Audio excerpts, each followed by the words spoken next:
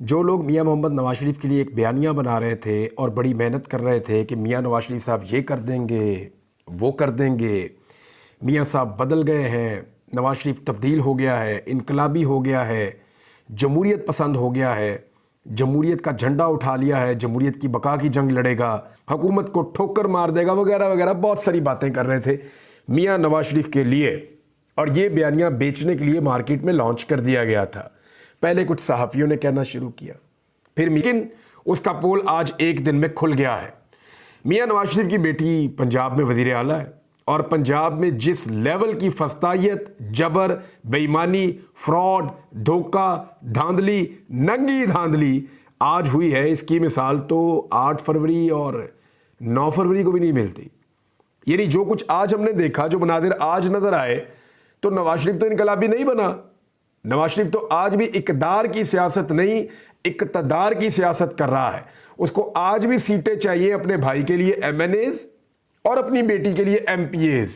तो जिन लोगों के दिमाग में ये खुन्नास या ये कीड़ा पैदा हो चुका था कि नवाज शरीफ की सोच बदल गई है, फितरत बदल गई है, या नवाज शरीफ ने अपना तरीक़ाकार बदल दिया है, वो लोग अपने दिमाग का मेरे ख्याल में इलाज करवा लें। क्योंकि नवाज शरीफ आज भी वही है जो वो कल थे। वो हमेशा इक़्तिदार में नवाज शरीफ साहब कैसे आए? डील करके, गोद में बैठ के, जूते साफ करके, हमेशा इसी तरह से मियाँ साहब इक़्तिदार में आते रहे हैं। मियाँ साहब ने अपना तरीक़ा वारदात तब्दील नहीं किया। आज प्रिजाइडिंग अफसर ने एतराफ़ कर लिया खुद कि उसने फार्म 45 तहरीक इंसाफ के पोलिंग एजेंट से पहले ही दस्तखत करवा लिए थे। यानी ये कोई दोपहर 12 बजे की वीडियो है और इसमें जो पोलिंग स्टेशन के अंदर का एक सीन है और इसको विज़िट किया जा रहा है पाकिस्तान तहरीक इंसाफ के उम्मीदवार की जानिब से, तो उन्हें वहाँ पता चलता है कि यहाँ जितने भी पोलिंग एजेंट बैठे हैं, चाहे पीपल्स पार्टी, नून लीग, PTI, जमात इस्लामी, जिन भी जमातों से उनका ताल्लुक है, उन तमाम पोलिंग एजेंट से पहले ही खाली फार्म 45 पे दस्तखत करवा लिए गए हैं। अब बाद में उस फार्म 45 पे जो मर्जी लिख दिया जाए। मिसाल के तौर पे मरियम नवाज का उम्मीदवार कामयाब करवाना है तो उसके ऊपर लिख दिया जाए उसने 2000 वोट ले लिए, और दूसरे का किसी का 100, किसी का 50, किसी का 60 लिख दिया जाए। ये लोग तो कभी क्लेम ही नहीं कर सकते। वो इसलिए नहीं कर सकते कि इनके दस्तखत तो वहां पे मौजूद है।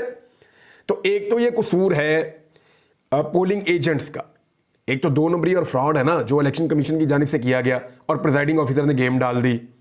लेकिन जो पोलिंग एजेंट्स हैं उनको इतना तो पता होना चाहिए था कि भाई जब तक एक चीज़ कंफर्म नहीं हो जाती, हम उस पर मुतमईन नहीं हो जाते, हम उस पर साइन कैसे कर सकते हैं। लेकिन उन्हें कहा गया बाद में टाइम बड़ा ज़ाया हो जाता है तो तुसी उन्हीं साइन कर दो। छापा मारा और ये मामला वहाँ पे पकड़ा गया। यानी लाहौर PP 149 में दोपहर 12 बजे प्रिजाइडिंग अफसर ने खाली फार्म 45 पर दस्तखत करवा लिए थे। दानियाल अजीज साहब जिनका ताल्लुक PMLN से था, वो क्या बता रहे कि तारीख में पहली बार ऐसा हुआ कि पुलिस को प्रिजाइडिंग अफसर लगा दिया गया। यानी एक के बाद एक नमूने और अजूबे इस मुल्क के अंदर हो रहे हैं। PP 54 जफरवाल में धांधली की तैयारी है। तारीख में पहली बार पुलिस को प्रिजाइडिंग अफसर लगाया गया। 149 असिस्टेंट प्रिजाइडिंग ऑफिसर्स नामालूम है, पता ही नहीं कौन है, कितों आए। इलेक्शन अमले पर दबाव है कि नून लीग की हमायत करें। मजीद खौफनाक इल्ज़ाम जो है वो मियाँ शहजाद फारूक ने लगाया, जो मरियम नवाज़ की MNA की जो सीट है वहाँ से ये पहले मरियम नवाज़ को हरा चुके, लेकिन फार्म 47 पे मरियम नवाज़ की कामयाबी का नोटिफिकेशन दिया गया। अब ये दोबारा मरियम नवाज़ की पार्टी के अली परवेज़ मलिक के मुकाबले में फिर मैदान में उतरे और ये दोबारा एक फेवरेट कैंडिडेट हैं इस हल्के के। लेकिन शहजाद फारूक एक्चुअली जो सियासतदान है वो इनका भाई है अबाद फारूक, वो गिरफ्तार है, वो मिलिट्री कस्टडी में है और वहाँ पर उसके ऊपर केस चल रहा है। लेकिन शहजाद फारूक ने जो एलिगेशन लगाया वो बड़ा खौफनाक है। उसने कहा मुझे नहीं पता था मेरा भाई जिंदा है, अभी मुझे कहा गया कि ये इलेक्शन छोड़ दूं, नहीं तो तुम्हारे भाई को जान से मार देंगे और तुम्हारी भी नस्ल ख़त्म कर देंगे।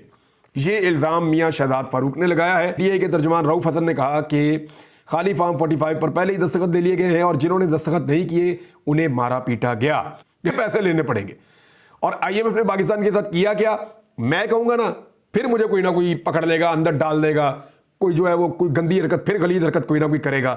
तो मैं नजम सेठी के मुंह से आपको सुनाता हूं कि बात वही है और सच्ची बात है।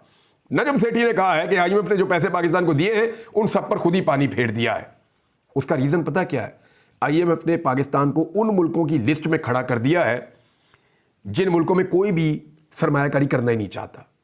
यानी आईएमएफ ने पाकिस्तान को सोमालिया, शाम, इराक, अफगानिस्तान और यमन की लिस्ट के अंदर शामिल किया है। ये वो मुल्क है जिसके बारे में बाकायदा इंस्ट्रक्शंस जारी की गई हैं बड़े और ताकतवर मुल्कों को और सरमायाकारों को कि ट्रैवल ना कर लेना गलती से यहां पे।